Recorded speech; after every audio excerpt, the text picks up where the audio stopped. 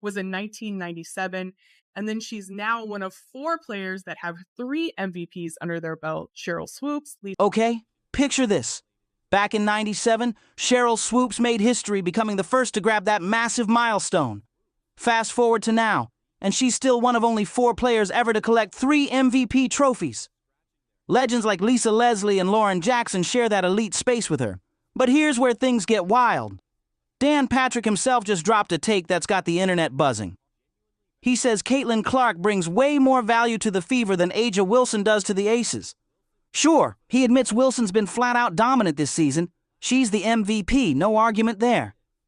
But Patrick isn't just talking stats. He's talking total impact. He claims Clark's influence goes way beyond numbers, that everywhere she steps, the energy shifts instantly. Even when it doesn't show up in the box score or those so-called TV ratings, which he calls totally unfair, her presence is magnetic, and you can't put that on paper. That kind of invisible value, it crushes pure data every single time. I'm looking at all of this, and I find myself saying, it's one of... The Indiana Fever just locked in a playoff spot, even though they didn't play a single minute last night. How crazy is that? Vegas handled Chicago, and Phoenix took down Atlanta, and boom, Indiana's in. This isn't just basketball anymore, it's emotion, rivalry, and chaos all rolled into one wild season. And here's the real twist. Today we're diving deep into A'ja Wilson's contract drama and the shocking way it ties right back to Caitlin Clark. Flashback to September 22nd, 2024. Vegas's unstoppable forward A'ja Wilson stamped her name into WNBA legend status by snagging her 3rd straight MVP. That puts her right next to Cheryl Swoops and Lisa Leslie in history's VIP section. Indiana Fever made the playoffs. They didn't play last night, but thanks to Las Vegas with a win over Chicago and... But the question now, what makes this milestone so jaw-dropping? A'ja Wilson didn't just win MVP, she made history while doing it. She became the first player in WNBA history to sweep all 61 first-place votes in a single season. Total domination. And if that wasn't enough, she completely smashed Diana Taurasi's 2006 scoring record of 25.3 points per game, rewriting history again as the first player ever to hit 1,000 points in one season. That's not just greatness. That's pure takeover energy. During her victory speech, Wilson got real emotional, showing love to everyone who's been riding with her. She said, "I hope you all understand that this trophy is meaningless without the reason why." Caitlin Clark is the reason why a lot of great things is going to happen for the WNBA. But for her individually, I don't think she should get involved on nothing that's being said. Just go have fun, enjoy. People need to realize the Indiana Fever, this is the 2nd year in a row they had the #1 pick. So do y'all know what that means? That means they're not that good. They had back-to-back years as the #1 pick. Why are you a hater on the Fever, man? I am a realist. Not only I get people are just crazy about why she should be doing this and they should be doing that. If she's so great, this team, it's still a team game, people. It is still a team game. And, but I'm rooting for Caitlin because I've been in that seat before. I've walked that road before. I hope she kills. I hope Aaliyah Boston. Powerful words. She talked about the grind, the pain, the pressure, and reminded everyone that one thing they'll never have to question is her unmatched excellence every single time she steps on the floor. But here's what made that moment even more special. She didn't make it about herself. Here's Wilson for 1,000. Yes! Wilson made sure everyone knew this wasn't just her achievement, but a win for the entire Las Vegas Aces squad. That's loyalty, leadership, and legacy wrapped up in one. Now rewind to July 2023, when those wild contract rumors about A'ja first started flying. Here's where things get crazy. Wilson's currently locked into a 2-year deal with the Aces that runs through the end of 2025. But here's the jaw-dropper. Despite being an Olympic gold medalist, a 3-time MVP, and a constant Western Conference Player of the Month, her entire deal is only $400,000. That's $200,000 per season. You gotta admit, that number feels criminally low for someone who's carrying the league on her back. But seriously, how is A'ja Wilson still being this undervalued? Every time she steps on the court, it's domination on display. Here's Wilson for 1,000. Yes, You could feel that moment shake the whole arena. I hope you understand your worth. I hope you understand how much growth that you have and how special you really are in this league and to me and to everyone. Yet people can't stop asking, is a player who owns the paint, rewrites records, and carries the league really being paid what she's worth? Fans are starting to raise eyebrows, wondering if there's more to this quiet contract situation, especially since Aja herself has dropped subtle hints about league agendas and favoritism. And when you hear those two words in today's WNBA, you already know whose name comes flying into the convo: Caitlin Clark. This girl went from college phenom to global icon almost overnight. Every brand wanted her name on something: shoes, jerseys, commercials, you name it. She became a walking business empire before even finishing her rookie year. But that insane rise came with some drama too. And it all started when Sheryl Swoopes herself threw shade, asking, will Caitlin Clark even be a good pro? That easy. So will Caitlin Clark be a good pro? She even doubled down with what she's doing now. That's definitely not going to happen in the WNBA. Well, about those won't happen predictions, things didn't exactly age well. Because when you start listing off rookie records, the name Clark keeps popping up again and again. First rookie to drop a triple-double in WNBA history. Most assists by a rookie in an all-star game. And the first rookie ever to record 2 triple-doubles in a single season. That's not hype. That's history being written in real time. That Rookie of the Year trophy? Yeah, that one didn't even feel like a race. Caitlin Clark snatched it and made it look easy.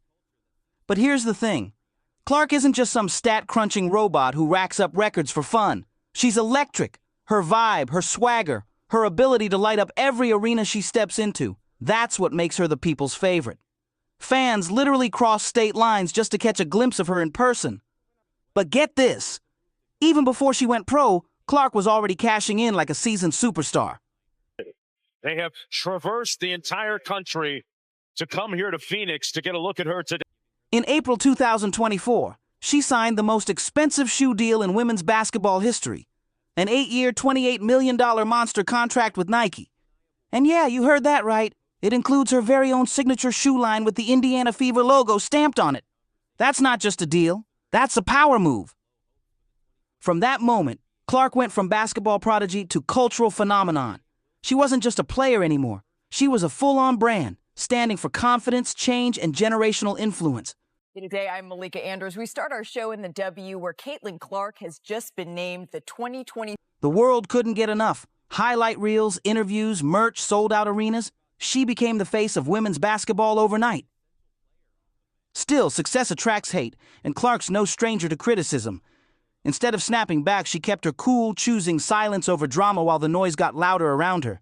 This league, obviously, I'm happy that she's brought a whole bunch of new eyes along with Angel Reese and continuing to bring those fans. I mean, to be at the Fever game and for the game to be sold out like that, I'm not sure if every single one after has been sold out, but I know it's been close. And she's going to... Some critics took it further, throwing serious accusations into the mix, even suggesting her rise was helped by racial bias and unequal treatment compared to other stars. The debate caught fire fast, with people everywhere weighing in on whether the league was playing favorites. Even basketball reporter Ethan Strauss called it a national conversation, saying it wasn't just about Clark anymore, it was about the system itself. Then came the twist. Fans started asking the real question. Why doesn't Aja Wilson have a signature shoe deal too? Really strong a lot of times, and we didn't get a lot of calls. And going back and looking at the film, I've seen a lot of calls that weren't made, I guess. Wilson wasted no time shutting that down, posting a bold photo on her own page that made one thing clear.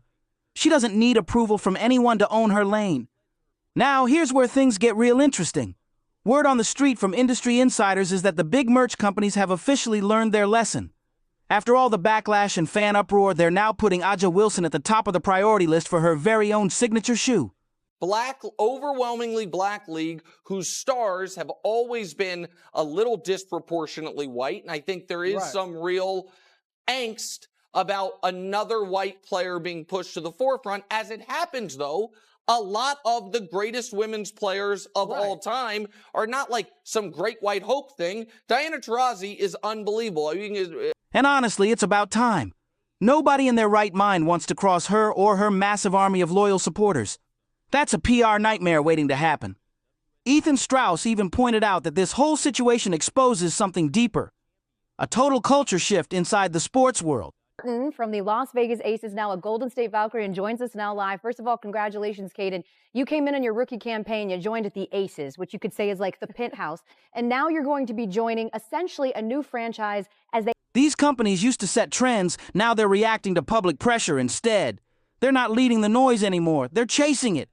And that says a lot about how the balance of power has changed. Still, if this new deal is really cooking behind the scenes, it's good news for Wilson fans. They can finally relax, knowing that Las Vegas isn't just a powerhouse on the court. They're about to become a full-on global brand with Aja leading the charge. But things took a sudden turn when Kate Martin, Wilson's close teammate, dropped a surprise bombshell.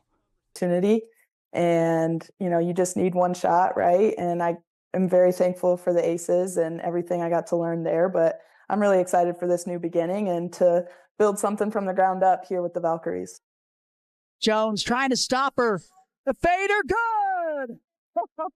In a TikTok video that blindsided fans, Martin revealed it was her last day as a Las Vegas player. Yeah, that's right. Her time with the Aces was over. Even though she'd been solid and consistent all season, she packed up and headed to Golden State. And guess what? Players across the league, especially Wilson, flooded her with love and support all over social media. But then came the curveball. Wilson casually mentioned that Coach Hammond had been acting a little strange lately and even brought Caitlin Clark into the mix. Yes, that Clark. She admitted she didn't expect much from Clark in the 2024 draft, but destiny clearly had other plans. Because this 24-year-old phenom from Edwardsville proved everyone wrong.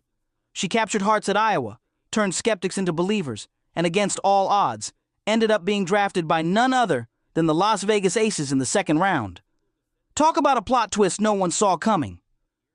Through the first half of the season, Kate Martin was that spark plug every team dreams about, coming off the bench, dropping double-digit minutes, holding her own even against Olympic-level competition.